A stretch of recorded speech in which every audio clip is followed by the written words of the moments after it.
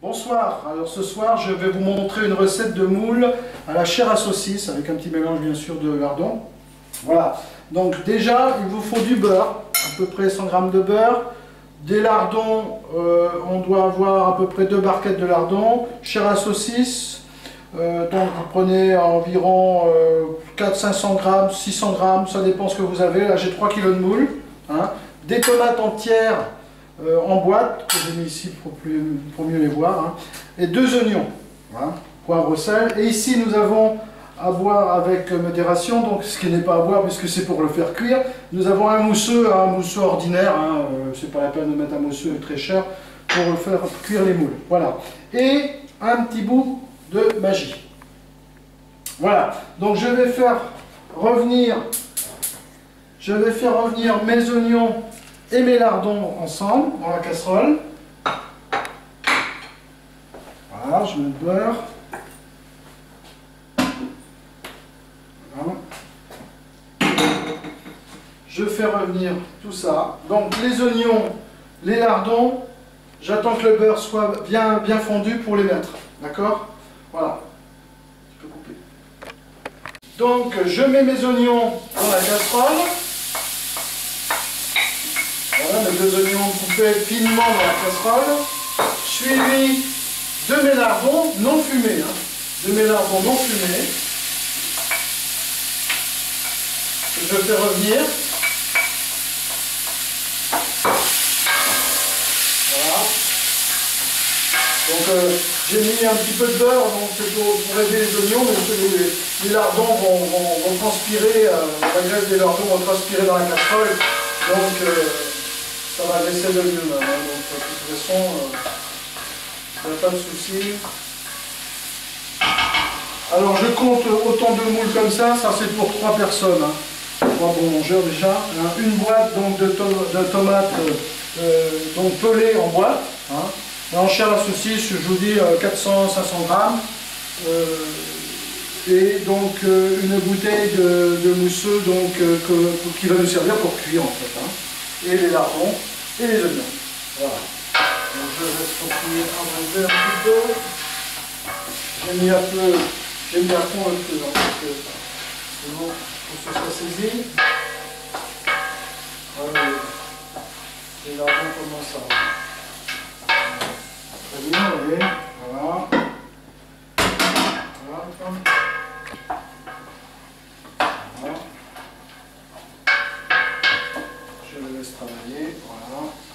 Donc j'ai épluché mes moules, alors j'ai pris des moules d'Espagne puisque c'est pas l'époque pour nous en ce moment, donc sur la côte de Saint-Malo à Saint-Brieuc, c'est pas encore la saison, donc j'ai voulu vous faire absolument cette recette pour préparer cet été. Du coup j'ai pris des moules d'Espagne, hein, on fera avec et puis ce sera pareil, hein, de toute façon, bon, pour nous les Bretons c'est un peu moins long, mais bon.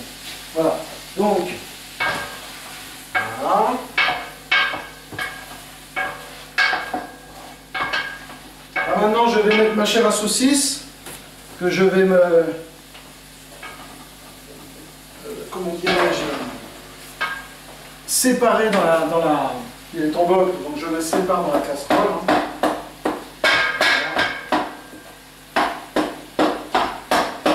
Je mélange le tout bien sûr.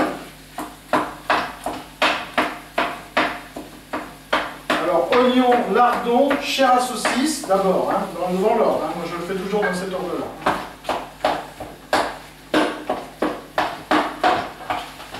Voilà. Donc quand la chair à saucisse va être un peu cuite, elle va se séparer plus facilement. Pour l'instant c'est encore un petit peu serré.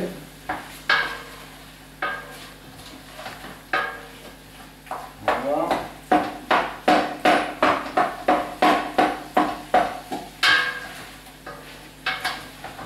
On va laisser cuire tranquillement. Alors je vais mettre un tout petit peu de rosé parce que pour pas que ça colle. Voilà. Légèrement, hein, j'ai mis quoi, mais pas un verre. Voilà. C'est vraiment pour aider la chair à saucisse à se séparer. Et que ça ne passe pas de bloc.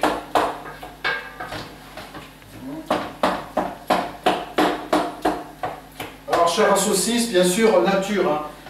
qu'il n'y ait pas de choses dedans, étant donné qu'on rajoute déjà des oignons, donc il faut vraiment que la chair à saucisse soit neutre, quoi. Vous demandez à votre boucher éventuellement le bouton à saucisse, il faut qu'elle soit neutre.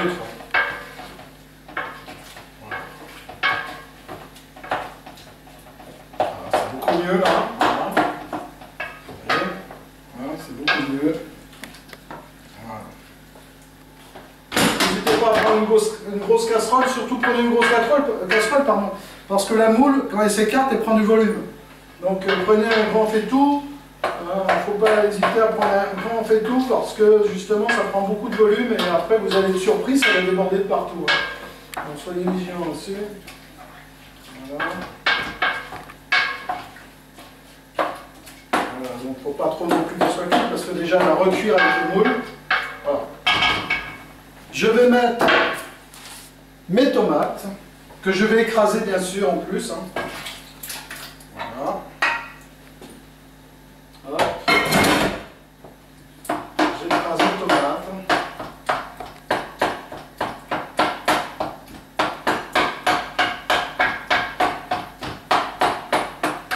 Je mélange.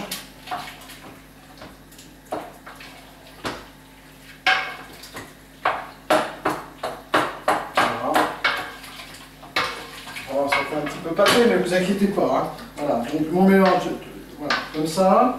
Ok. Je prends du gros sel, pas de sel fin, il faut vraiment prendre du gros sel, hein, de sel de Guérande. Hop. Pas trop non plus, parce qu'on a les lardons quand même qui sont déjà pas mal salés. Donc il ne faut peut-être pas en rajouter trop. Voilà. Puis la moule aussi avec l'eau de mer. Hein. Un peu de poivre.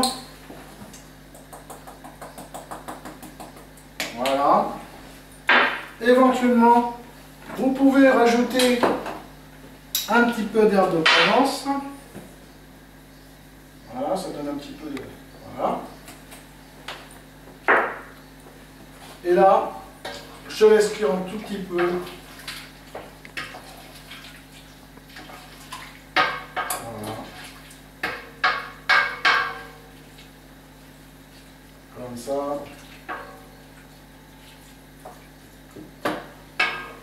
Je prends mes moules.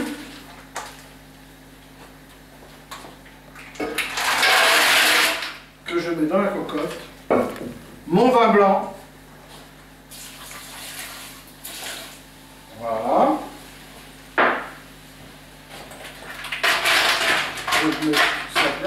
Vous laissez les moules sur ce que vous avez préparé surtout. Hein.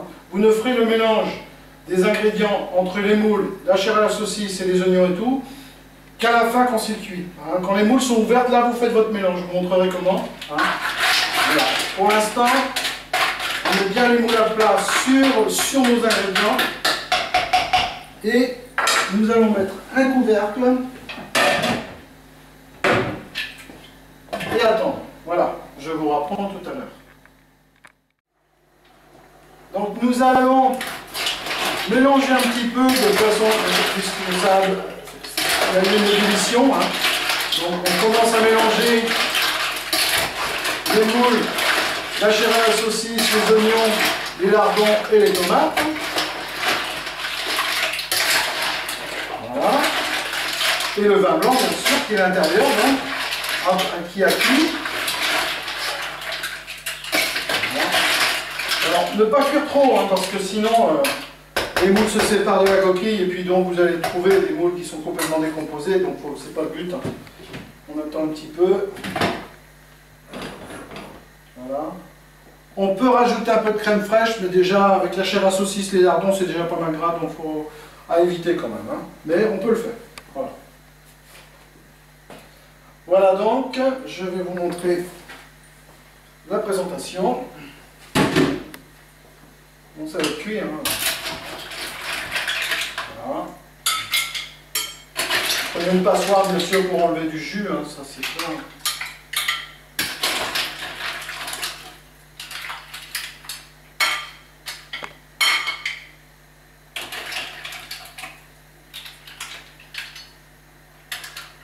Voilà.